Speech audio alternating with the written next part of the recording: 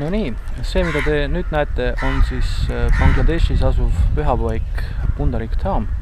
See on siis koht, kus sündis Pundarik Vidyanidhi, kes Krishna mängude ajal oli Radharani isa.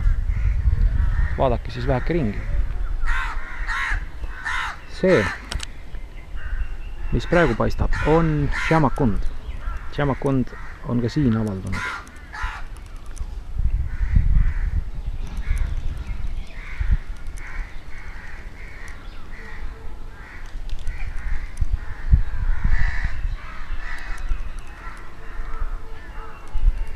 Siin on siis väike ülevaade kõigest sellest, millega tegemist on.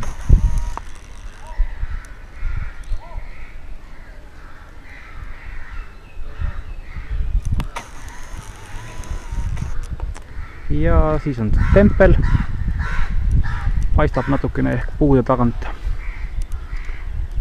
Väikene pühendumusliku atribuutika pood.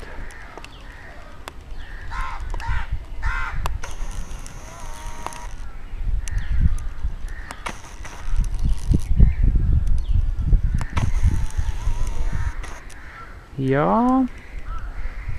enne imet Radhakund. Et nii nagu Radhakund ja Shyamakund koos Govardhanaga on avaldunud ka Majapuris, mitte ainult Vrindavanas, nii on nad avaldunud ka siin Pundarik Dhamis. Ja siin kõrval kohe ongi Govardhana mägi enne imet. Govardhana mäe peal kepsutab lehmakene ja puu otsas võib lausa näha tiilakaga ahve. Tiilakaga ahvid ei ole tavalised ahvid, tiilaka on otsa ees.